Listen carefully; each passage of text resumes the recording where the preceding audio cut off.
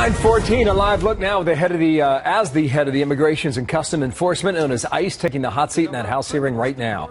At issue, there's the chairman there. How many illegals are captured and deported under the president's immigration action, or why, in many cases, known criminals are simply being released?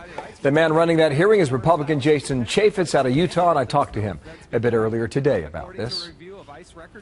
Jason Chaffetz, chairman of the House Oversight Government Forum Committee, with me now. And sir, good morning to you from Capitol Hill.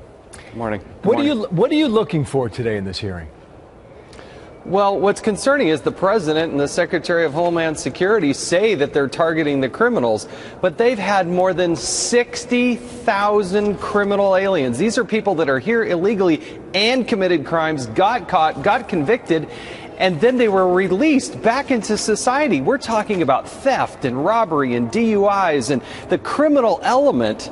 They didn't deport these people. They released them back out into the public. And in many cases, I think they got treated easier than if they did a United States citizen. And so we want to know, why are these people not deported? Why are they back out there committing more crimes? By the way, of the 60,000 people that have been released, more than 5,000 have committed another crime. And that's that's wrong. What ICE reports on screen. 36,000 criminal, what they call non-citizens, unlawfully present in the U.S., and about 5,000 of those went on to commit subsequent crimes.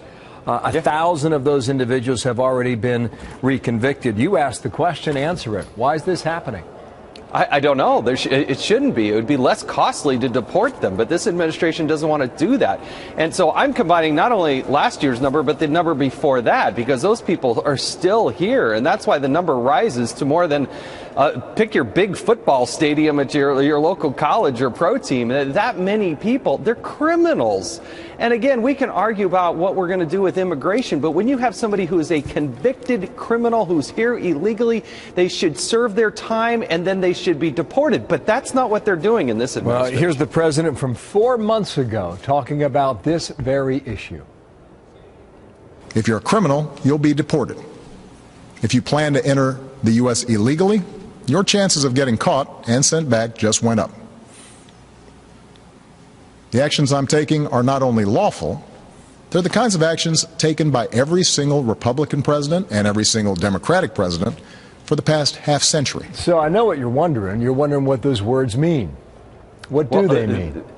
They're a little bit hollow. We do deport some people, but when you have a convicted criminal who's here illegally, they should serve their time and be deported. But that's not what's happening, Bill. They release these people back out into the public, and they're committing more crimes. Oh. And they're dangerous. These are not, jaywalking in the streets of New York. We're talking about theft and burglary and assault. I get it. We're going to listen against children. We're going to listen for that hearing today. And some of the things you point out are not right, and it should not continue. So that's that hearing. The other story you're working on is the Secret Service and what happened at the White House. Now we've learned that the surveillance tapes of this incident, where apparently 2 agents were driving drunk, the tapes no longer exist.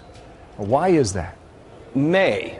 And what we saw was 8 of us in a closed-door hearing, or closed-door setting, got to watch 2 videotapes. We asked for other angles, other additional video, and then the director surprised all of us there, 4 Democrats, 4 Republicans, by saying, we may not have more tapes for you because it is our policy to erase these tapes 72 hours after they're taken. Are you kidding me? For national security purposes, for convicting the person who left a would-be bomb at the White House? Are you kidding me that they erase these tapes? I hope it's not true, but for the director, more than a week after the incident, to not even know if the tapes are there, it just begs a lot of questions. Well, why is he qualifying that with the word may? I mean, either you know or you don't know.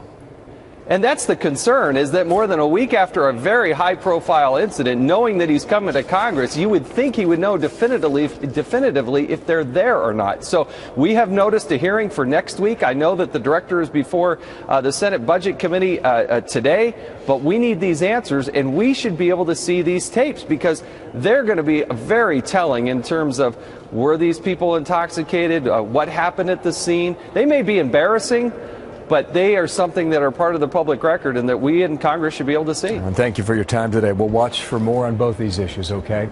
Jason Chaffetz, the Republican from Utah. Thank you, sir.